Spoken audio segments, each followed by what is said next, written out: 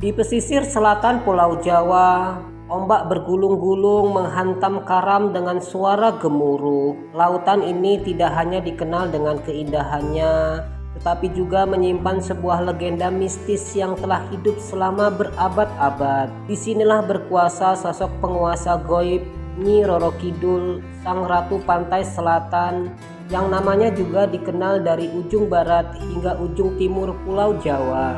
Cerita ini bermula dari kerajaan Pajajaran yang dipimpin oleh seorang raja bijaksana. Sang raja memiliki seorang putri yang sangat cantik bernama Kadita. Kadita tumbuh menjadi gadis yang tidak hanya cantik secara fisik, tapi juga memiliki hati yang lembut dan baik budi. Namun, kecantikannya justru menjadi sumber malapetaka. Para selir raja yang iri hati melihat Kadita sebagai ancaman bagi kedudukan mereka, dan mereka mulai merencanakan sesuatu yang jahat. Salah satu selir raja yang sangat licik dan berambisi meminta bantuan seorang dukun sakti untuk mencelakai Kadita. Dengan kekuatan hitam, sang dukun mengutuk Kadita sehingga tubuhnya tiba-tiba dipenuhi dengan luka-luka borok yang bernanah dan berbau busuk. Kecantikannya seketika sirna, digantikan dengan penderitaan yang tak tertahankan. Sang raja yang sangat mencintai putrinya merasa sangat terpukul. Namun, ia tidak bisa melawan kehendak para penasehat istana yang mendesaknya agar Kadita diusir karena dianggap membawa kutukan.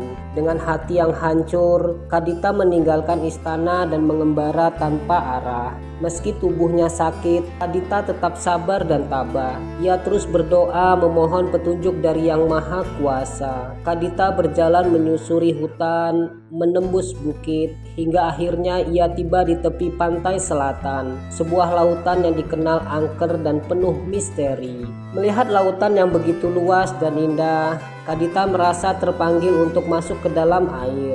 Tanpa ragu, ia menceburkan diri ke lautan, membiarkan ombak membasuh seluruh tubuhnya. Ajaibnya, seiring dengan air laut yang menyentuh kulitnya, luka-luka di tubuh Kadita perlahan menghilang. Ia kembali menjadi sosok yang cantik, bahkan lebih cantik dari sebelumnya. Namun, proses penyembuhan ini bukanlah akhir penderitaan Kadita, melainkan awal dari sebuah takdir baru. Lautan yang menyembuhkan Kadita juga merubahnya menjadi sosok gaib yang abadi.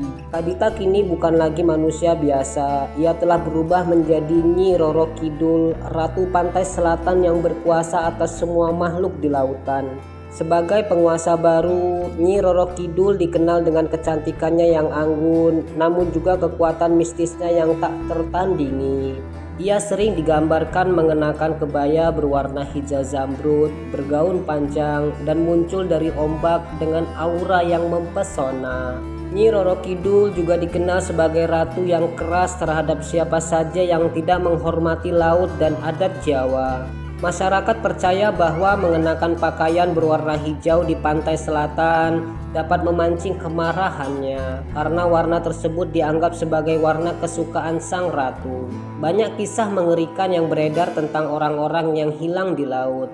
Dipercaya sebagai korban yang diambil oleh Nyi Roro Kidul untuk dijadikan pengikutnya di kerajaan gaib bawah laut. Legenda Nyi Roro Kidul bukan hanya sekedar cerita rakyat. Ia adalah bagian dari kepercayaan, budaya, dan warisan leluhur yang terus hidup di hati masyarakat Jawa. Sosoknya menjadi simbol kekuatan alam yang harus dihormati, pengingat akan harmoni antara manusia dan alam. Kisah Nyi Roro Kidul mengajarkan kita untuk menghargai setiap unsur kehidupan, baik yang terlihat maupun yang tak kasat mata. Hingga kini, Nyi Roro Kidul tetap menjadi bagian penting dari budaya Nusantara, menjaga lautan selatan dengan segala keanggunan dan kekuatannya. Jika kamu berkunjung ke pantai selatan, ingatlah untuk menghormati alam sekitar.